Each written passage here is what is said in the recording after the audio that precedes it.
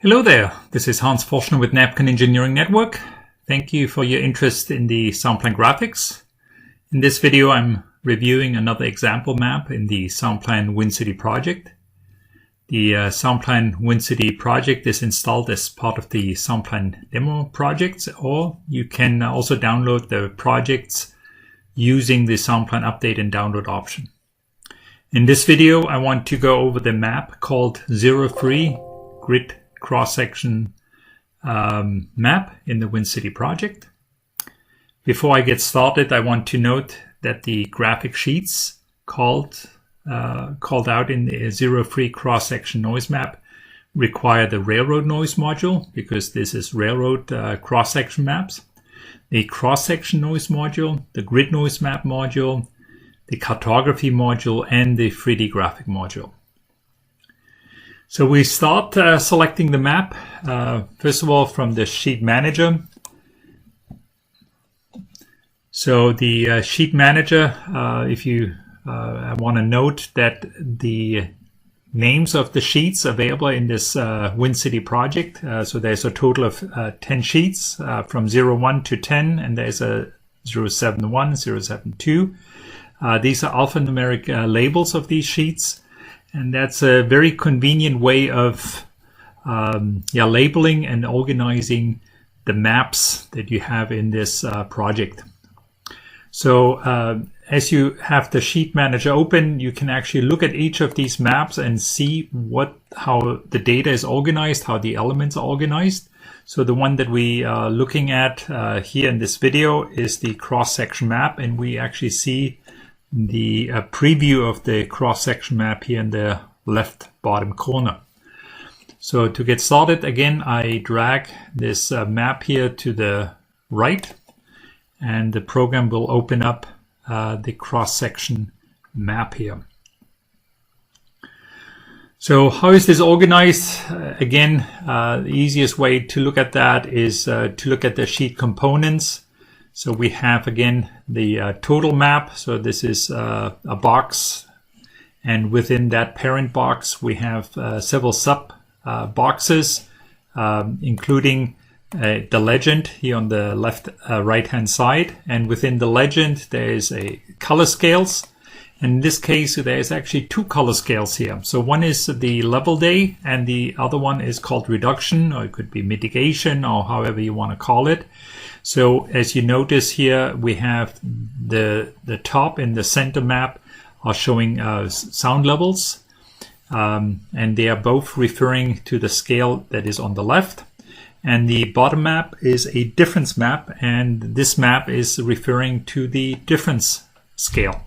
So I like to use different scales just to so for people that are looking at these maps get an idea that there's different information that is presented.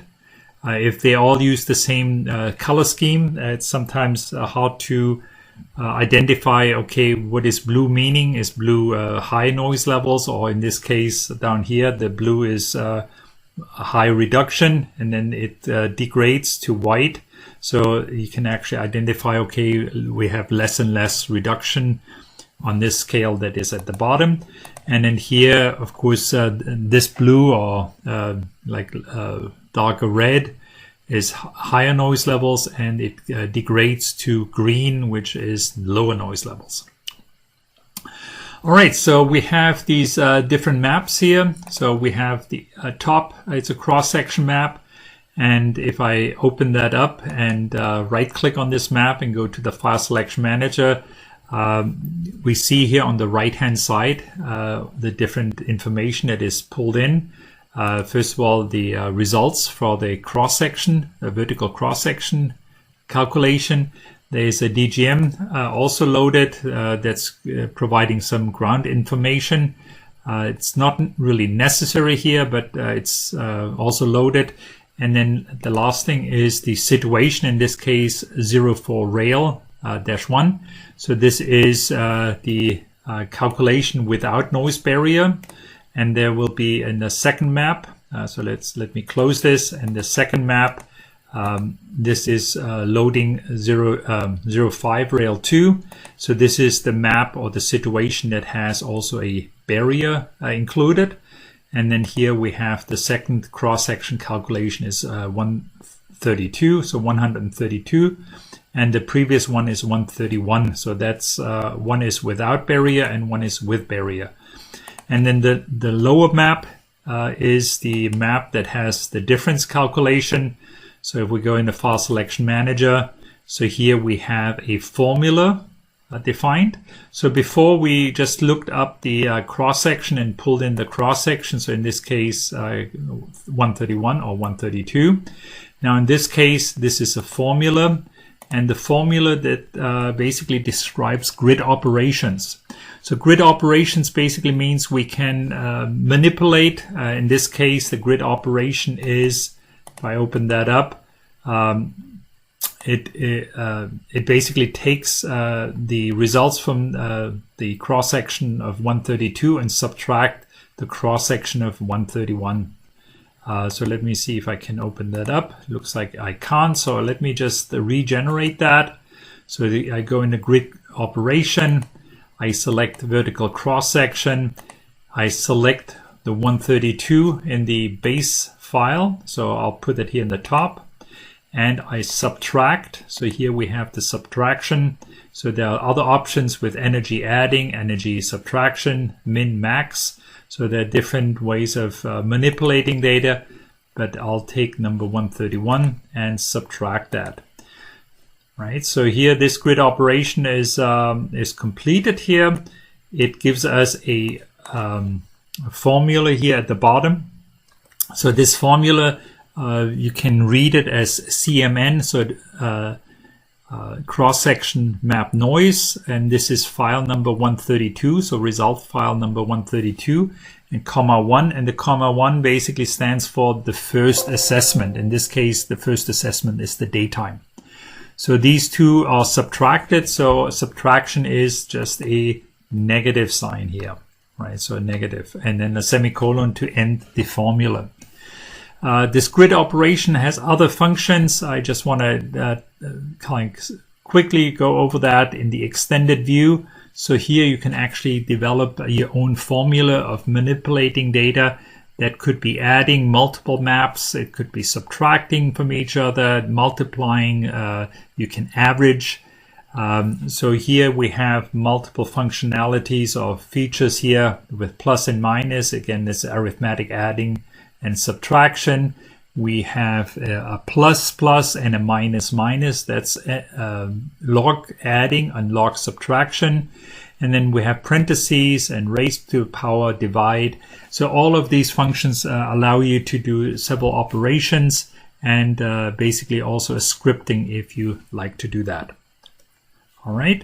So in this case, it's a very simple subtraction, arithmetic subtraction. So I'll click OK.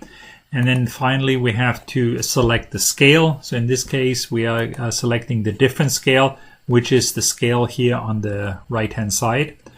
And I'll click OK and click OK. And of course, that's kind of what the difference map is here on the bottom. And now these cross-section maps automatically appear because we are loading a cross-section result. So that is what we see at the very top, and then at the very bottom. The center map is a little different, and it's different because this is actually showing a 3D view. So the 3D view, we can, this is basically just, if I open that up with the edit, we can change that, and here this is showing a 3D view. We could do the same thing with just showing a cross-section. Then it basically just does the slicing. In the 3D model, we can actually rotate the geometry and look at everything from different angles, different views, and so forth. So again, to change the angles and so on, you can right-click here and change, move, change distance, rotate, tilt, all rotate and tilt at the same time. So you hold down the control button and move your cursor or your mouse either right to left, to rotate, up and down, to tilt. So if you don't like the changes that you implemented, you can just click OK or cancel at the bottom. OK will take over whatever you changed, and cancel will basically neglect or discard any changes that you implemented. All right. And yeah, I think this, let me see if there's anything else here that I want to mention. On this left-hand side, again, here are all the sheet components. Maybe worth to note here, we can rename each of these components here. We can delete them. We can edit the content, which basically means that whatever is in the content, so like here, there's the legend map description or legend limit line. So if we edit the content of this text, the text opens and we can edit the text. If we change the properties, we can change whatever properties this text box means. So, for example, we could change the coloring, the background coloring, for example, and then it would make it to white. Or in this case, I go back and inherit it again. So whatever is in the background, it takes the color from whatever is the boxes in the background.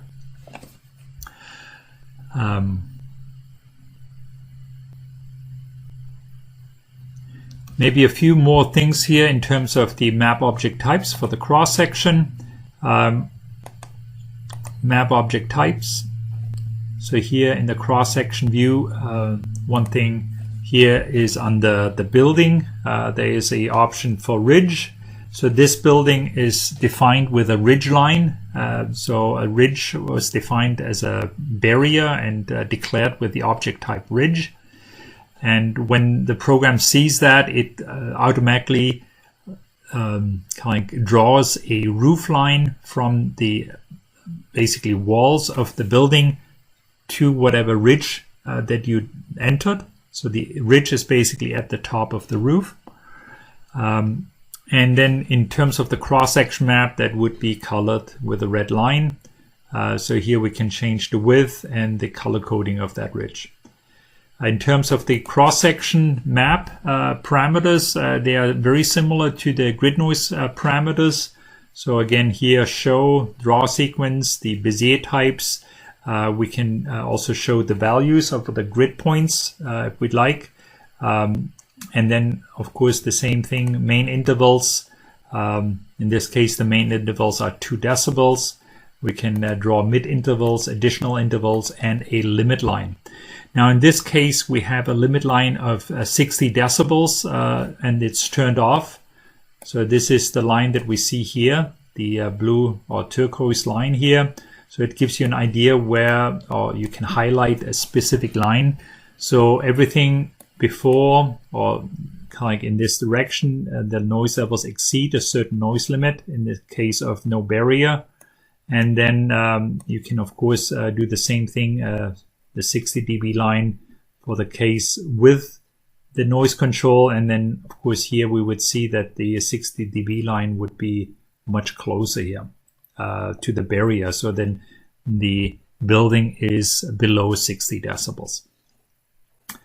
And I think that is all I would like to say about this map.